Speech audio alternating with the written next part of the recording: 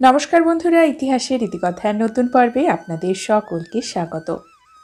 আমাদের সনাতন ধর্মে জ্যোতিষশাস্ত্র অনুসারে নবগ্রহের অন্যতম প্রধান গ্রহ হল শনি গ্রহ। শনিদেবকে গ্রহরাজও বলা হয়। তিনি হলেন কর্ম ফলদাতা। হিন্দু ধর্মে জ্যোতিষশাস্ত্র অনুসারে নবগ্রহের প্রত্যেকটি গ্রহের রয়েছে নিজস্ব নিজস্ব রং। এই রঙের মাধ্যমে সেই গ্রহের অশুভ প্রভাব এড়ানো যায়। আজকের পর্বে আমরা জানব শনিদেবের অশুভ প্রভাব এড়ানোর জন্য নীল রং কিভাবে ব্যবহার করবেন। আসুন জেনে নেওয়া যাক। সূর্যদেব এবং দেবী ছায়ার পুত্র হলেন শনিদেব, কর্মফলদাতা। তাই তাকে ছায়া নন্দনও বলা হয়। প্রত্যেক শনিবারে শনিদেবের অর্চনা করা হয়। শনিদেব শুধুমাত্র কর্মফলদাতা নন, তিনি আমাদের জন্মছকের আরও বিশেষ কিছু জিনিস দেখেন, যেমন আমাদের রোগ, শোক, দারিদ্রতা, মৃত্যু ইত্যাদি শনির অবস্থানের ওপরেই কিন্তু দেখা হয়। শনিদেবের উচ্চ রাশি হল তুলা রাশি আর দুর্বল রাশি হল মেষ রাশি। শনিদেব একটি রাশিতে প্রায় 2.5 বছর অবস্থান করেন। একে শনির ঢাইয়া বলে। 9টি গ্রহের মধ্যে শনিদেব হলেন সবচেয়ে ধীর গতিতে চলা গ্রহ। শনির সাড়ে সাতি অনেকের জীবনে খুব খারাপ প্রভাব দিয়ে থাকে। হিন্দু শাস্ত্রের প্রাচীন গ্রন্থগুলিতে শনিদেবকে কোথাও কোথাও কালো রঙের সঙ্গে তুলনা করা হয়েছে, আবার কোথাও তিনি নীল রঙের।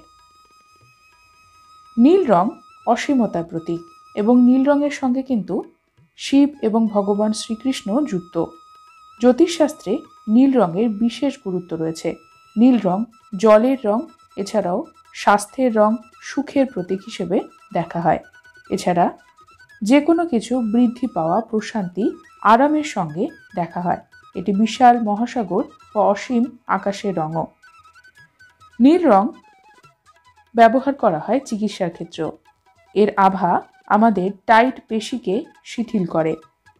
নীল রং বলা হয় প্রার্থনা বা ধ্যান কক্ষ। সেখানে যদি এই রং ব্যবহার করা যায় তাহলে সেটি অত্যন্ত ভালো প্রভাব দেয়। নীল রং ধৈর্য, শান্তিরও প্রতিনিধিত্ব করে।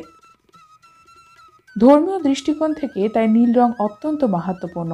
নীল রংকে ফেং শুইতে ইতিবাচক রং হিসেবে দেখা হয়েছে। বলা হয় এটি পজিটিভিটি নিয়ে আসে। এই কারণে শনিদেবের নেতিবাচক প্রভাব এড়ানোর জন্য নীল রং অপরিহার্য।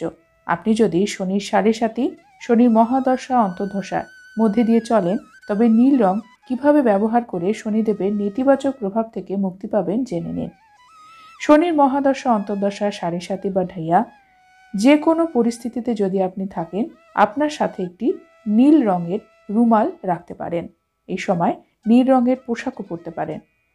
শাস্ত্র বলছে নীল রঙের ফুল দিয়ে শনিদেবকে অর্চনা করলে শনিদেব খুশি হন। নীল অপরাজিতা ফুল শনিদেব পছন্দ করেন। আপনি যদি শিক্ষা বা অন্য কোনো কাজের জায়গার সঙ্গে যুক্ত হন, তবে সেই স্থানে নীল রং ব্যবহার করুন। তবে রান্নাঘরে নীল রং ব্যবহার করবেন না। শনির সাড়ে সাতি, ঢাইয়া, মহাদশা যদি আপনার কুণ্ডলিতে থাকে, তাহলে আপনি নীলমণিও পরতে পারেন। জ্যোতিষীরা আপনাকে এই বিষয়ে পরামর্শ দেবে।